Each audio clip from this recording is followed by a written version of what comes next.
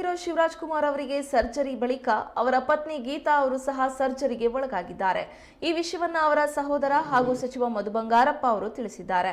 ಕಾರ್ಯಕರ್ತರ ಸಭೆಗೆ ತಡವಾದ ಕಾರಣ ತಿಳಿಸಿದ ಅವರು ಸರ್ಜರಿ ಇರೋ ಕಾರಣದಿಂದ ತಡವಾಯಿತು ಅಂತ ಹೇಳಿದ್ದಾರೆ.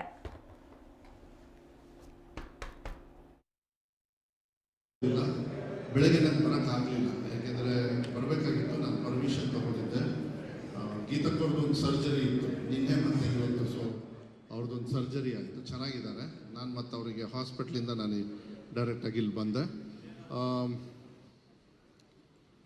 ಚುನಾವಣೆಗಳು, ಲೋಕಲ್ ಬಾಡಿ ಚುನಾವಣೆನೇ ಮೇಯ್ನ್ ಆಗಿ ಇಟ್ಕೊಂಡು ಮಾಡ್ತಾ ಇರೋದು. ಅದ್ರ ಜೊತೆಗೆ ಸಂಘಟನೆನೂ ಕೂಡ ತಗೊಳ್ಳೋದಕ್ಕೆ ಹೋಗೋದಿಲ್ಲ. ಬೆಳಗ್ಗೆ ನನಗೆ ಬರೋಕ್ಕಾಗಲಿಲ್ಲ, ಯಾಕೆಂದರೆ ಬರಬೇಕಾಗಿತ್ತು. ನಾನು ಪರ್ಮಿಷನ್ ತಗೊಂಡಿದ್ದೆ. ಗೀತಕ್ಕವ್ರದ್ದೊಂದು ಸರ್ಜರಿ ಇತ್ತು ನಿನ್ನೆ ಮತ್ತು ಇವತ್ತು. ಸೊ ಅವ್ರದ್ದೊಂದು ಸರ್ಜರಿ ಆಯಿತು, ಚೆನ್ನಾಗಿದ್ದಾರೆ. ನಾನು ಮತ್ತು ಅವರಿಗೆ ಹಾಸ್ಪಿಟ್ಲಿಂದ ನಾನು ಡೈರೆಕ್ಟಾಗಿ ಇಲ್ಲಿ ಬಂದೆ.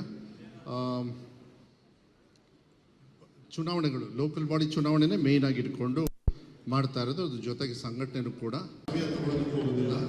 ಬೆಳಗ್ಗೆ ನನಗೆ ಬರೋಕ್ಕಾಗಲಿಲ್ಲ, ಯಾಕೆಂದರೆ ಬರಬೇಕಾಗಿತ್ತು. ನಾನು ಪರ್ಮಿಷನ್ ತಗೊಂಡಿದ್ದೆ. ಗೀತಕ್ಕವ್ರದ್ದೊಂದು ಸರ್ಜರಿ